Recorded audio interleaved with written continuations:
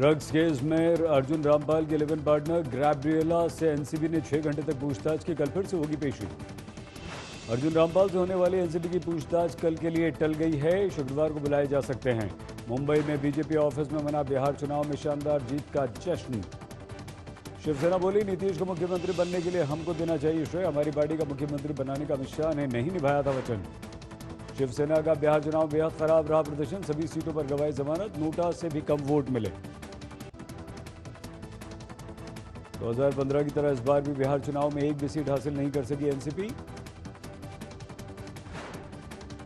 Maharashtra BJP अध्यक्ष चंद्रकांत पाटिल का बयान, और 4 साल नहीं चल पाएगी ठाकरे सरकार। इस महीने उद्धव ठाकरे की सरकार पूरा कर रही है 1 साल।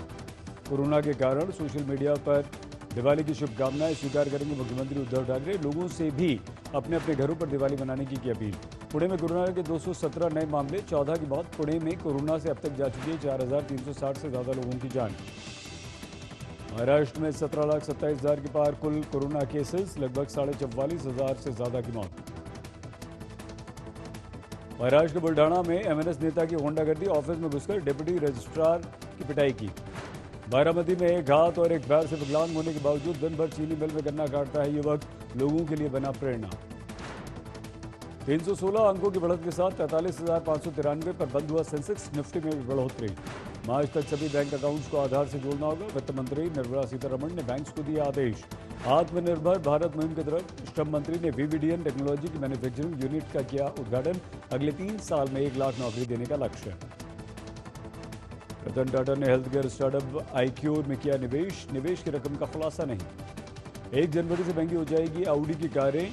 बढ़ती लागत और कमजोर रुपए को बताया कारण। एप्पल ने बाजार में उतारी मैक कंप्यूटर की नई सीरीज। आईफोन, आईपैड की चिप का किया गया है इस्तेमाल। श्रद्धा कपूर के साथ अपनी अगली फिल्म की शूटिंग शुरू कर सकते हैं रणवीर कपूर। लव रंजन कर रहे हैं निर्देशन। रणवीर सिंह के सर्कस की शूटिंग के लिए रोहित शेट्टी ने बुक किया पूरा का पूरा महबूब स्टूडियो।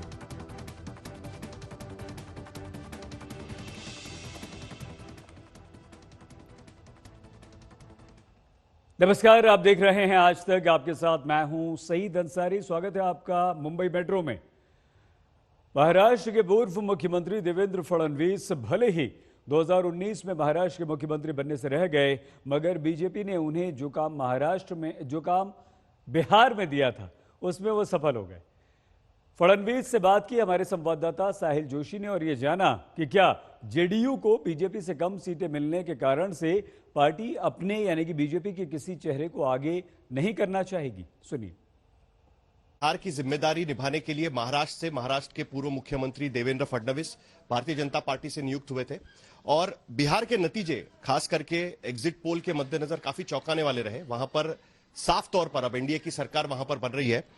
किस तरीके से सरकार बन रही है, किस तरीके से यहां पर विजय प्राप्त किया एनडीए ने, बात करने के लिए हमारे साथ खुद देवेंद्र फडणवीस मौजूद है। देवेंद्र जी, बात साफ नजर आ रही है यहां पर कि भारतीय जनता पार्टी ने बहुत अच्छा प्रदर्शन किया है पिछले चुनाव के मुकाबले, लेकिन आपकी जो सहयोगी पार्टी है जनता दल यूनाइटेड, उनका परफॉर्मेंस ठीक नहीं रहा। क्या आपको लगता है कि अगर जनता दल यूनाइटेड का परफॉर्मेंस ठीक होता तो आज एनडीए की सरकार और मजबूती से वहां पर आती? कहीं ना कहीं वहां पर चूक हो गई? नहीं, देखिए, राजनीति में और चुनाव में ऐसा होता तो क्या होता और वैसा होता तो क्या होता है, इसके ऊपर बहुत सारी चर्चा नहीं करनी चाहिए। अभी तो हम लोग इसलिए खुश है कि हमारा परफॉर्मेंस अच्छा रहा है।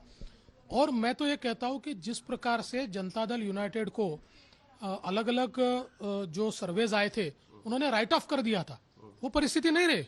उन्होंने भी जो कोई थोड़ी इनकम्बेंसी थी उसको पाट कर उन्होंने भी अच्छी सीटें ली। हाँ, और 10-12 सीटें उनको ज्यादा मिलती तो और अच्छा होता। कुछ 20 सीटों का नुकसान है। हाँ है, बिल्कुल है, पर मुझे ऐसा लगता है फिर भी उन्होंने भी परफॉर्मेंस उनका अच्छा रहा है। भारतीय जनता पार्टी का परफॉर्मेंस अच्छा रहेगा ये तो सभी लोग जानते थे, क्योंकि पूरे बिहार में एक मोदी जी के प्रति प्रो इनकम्बेंसी थी।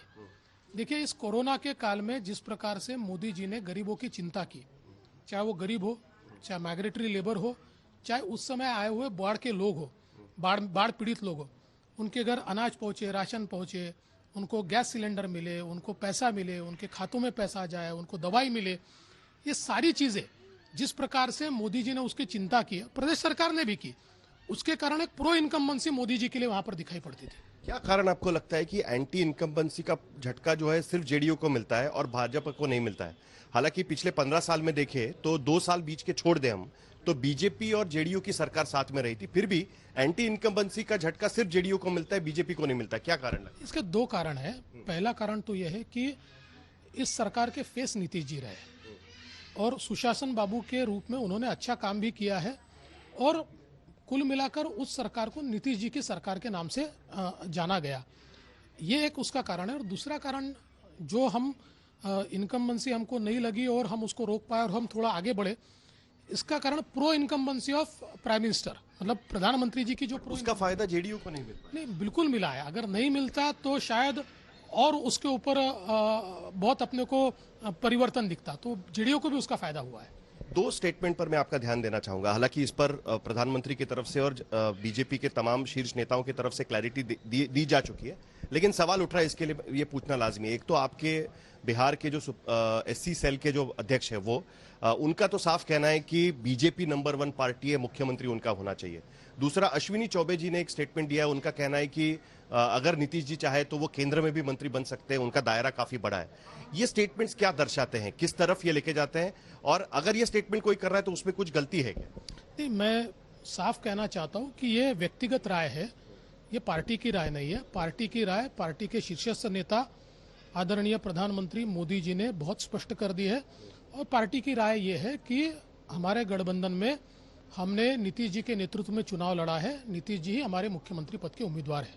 लेकिन फिर भी अगर किसी कार्यकर्ता को यह लगता है, और आमतौर पर हमने देखा है कि बीजेपी अगर प्रदर्शन अच्छा करी है किसी स्टेट में, फिर महाराष्ट्र में हमने देखा साफ साफ कह रहा था कि हम नंबर 1 की पार्टी है, मुख्यमंत्री हमारा होना चाहिए। किसी भी अलायंस में इस तरीके का अंडरस्टैंडिंग होता है, तो कभी आगे चलकर क्या बीजेपी को लगता है कि अपना मुख्यमंत्री होना चाहिए? बीजेपी का परफॉर्मेंस बहुत ही अच्छा रहा है इस चुनाव में, इसीलिए सवाल है। जहां तक इस चुनाव का और इस टर्म का सवाल है, तो हमने चुनाव से पहले घोषित किया था कि किसकी कितनी सीटें आएगी इसके ऊपर मुख्यमंत्री तय नहीं होगा, मुख्यमंत्री नीतीश जी होंगे।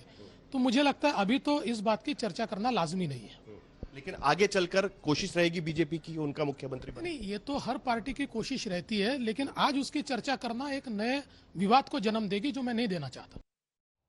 बिहार में एनडीए गठबंधन में सीट कम आने के बाद भी नीतीश कुमार की मुख्यमंत्री बने रहने की चाहत पूरी हो रही है, वही मुख्यमंत्री बन रहे हैं। और आप जानते हैं कि इसका क्रेडिट कौन लेना चाहता है? श्रेय लेना चाहती है शिवसेना।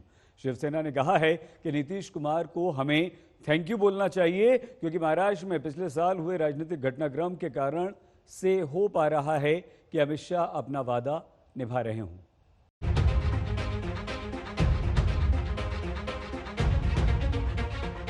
जीता एनडीए है, पर शिवसेना की नजर में बिहार चुनाव के हीरो हैं तेजस्वी यादव। बुधवार को शिवसेना के मुखपत्र सामना के संपादकीय में छपा कि बिहार चुनाव में तेजस्वी ने एक जोरदार टक्कर दी। संपादकीय में बिहार का सीएम नीतीश कुमार को बनाए जाने पर छपा, नीतीश कुमार की पार्टी को कम सीटें मिलने के बावजूद वे ही मुख्यमंत्री बनेंगे, ऐसी घोषणा अमित शाह को करनी पड़ी।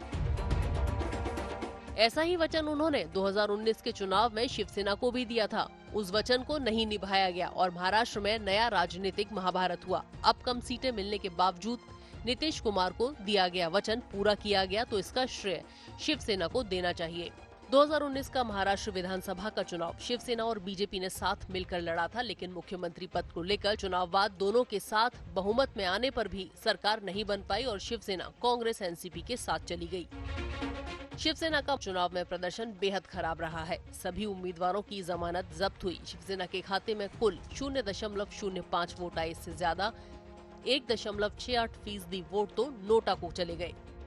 एनसीपी भी बिहार चुनाव में अपनी उपस्थिति दर्ज नहीं करा सकी। एनसीपी को कुल 0.23% वोट मिले। बिहार में एनसीपी ने 100 से ज्यादा उम्मीदवार उतारे थे। महाराष्ट्र में कांग्रेस और एनसीपी साथ हैं। 2015 में एनसीपी ने बिहार की 41 सीटों पर चुनाव लड़ा था, लेकिन तब भी एनसीपी लड़ाई में कहीं जगह नहीं बना पाई और यही हाल इस बार भी रहा।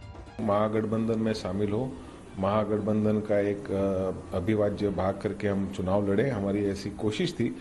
कुछ कारणवश वो हो नहीं पाया, लेकिन एनसीपी ने इस चुनाव के अंदर बहुत ज़्यादा अपने प्रत्याशी नहीं उतारे, बहुत ज़्यादा एक्टिवली पार्टिसिपेट नहीं किया। उसका कारण बड़ा स्पष्ट था कि हम नहीं चाहते थे कि हमारी वजह से महागठबंधन के वोटों का बंटवारा हो और एनडीए को उसका लाभ मिले। बिहार चुनाव में छुपा रुस्तम निकली है असदुद्दीन ओवैसी की पार्टी AIMIM। कांग्रेस के MIM को बीजेपी की बी टीम बताने के आरोप पर महाराष्ट्र के औरंगाबाद से MIM सांसद ने जवाब दिया।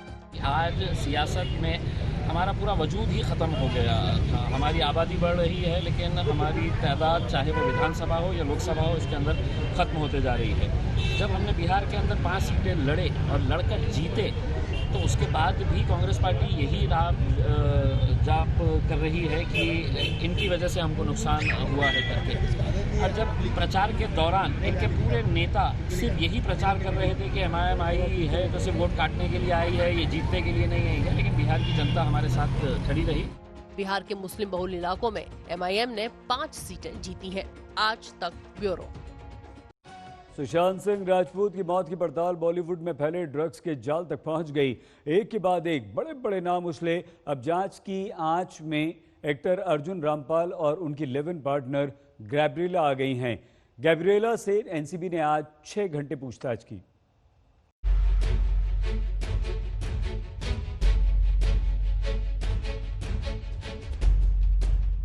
एक्टर अर्जुन रामपाल की लिव इन पार्टनर गैब्रिएला आज एनसीबी के सामने पूछताछ के लिए हाजिर हुई। सोमवार को अर्जुन रामपाल के घर में एनसीबी ने छापा मारा था। यहां से एनसीबी कुछ गैजेट्स जैसे लैपटॉप, मोबाइल फोन और टैबलेट्स अपने साथ ले गई थी। एनसीबी ने रामपाल के ड्राइवर से भी पूछताछ की थी। एनसीबी सूत्रों के मुताबिक रामपाल के घर से बैन मेडिसिन बरामद हुई, जो NDPS एक्ट में आती है। अर्जुन रामपाल की लिव इन पार्टनर गैब्रिएला डिमित्रियादस से करीब 6 घंटे तक आज नारकोटिक्स कंट्रोल ब्यूरो के अफसरों ने पूछताछ की। उन्हें सोमवार को समन्स इशू किए गए थे। सोमवार को ही अर्जुन रामपाल के ड्राइवर का स्टेटमेंट भी रिकॉर्ड किया गया था और इससे पहले गैब्रिएला के भाई एजिसियालोस डिमित्रियादस को पिछले हफ्ते एक नए केस में अरेस्ट कर लिया गया था। पिछले महीने गैब्रिएला के भाई को ड्रग केस में एनसीबी ने गिरफ्तार किया था। भाई के पास से हशीश और कुछ प्रतिबंधित टैबलेट्स मिली थी। ये दोनों ही चीजें नारकोटिक्स की तरफ से बैन है। गैब्रिएला के भाई का कनेक्शन ओमेगा गोविन नाम के शख्स से भी बताया गया था, जो मुंबई में कोकीन सप्लाई करने के लिए गिरफ्तार हुआ था। ओमेगा गोविन के नाम लेने पर गैब्रिएला के भाई को गिरफ्तार किया गया था।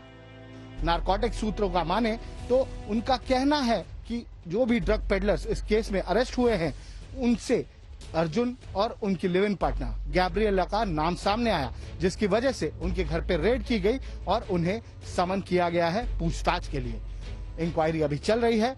नारकोटिक्स कंट्रोल ब्यूरो अब गैब्रिएला के बाद अर्जुन रामपाल से पूछताछ करेगी।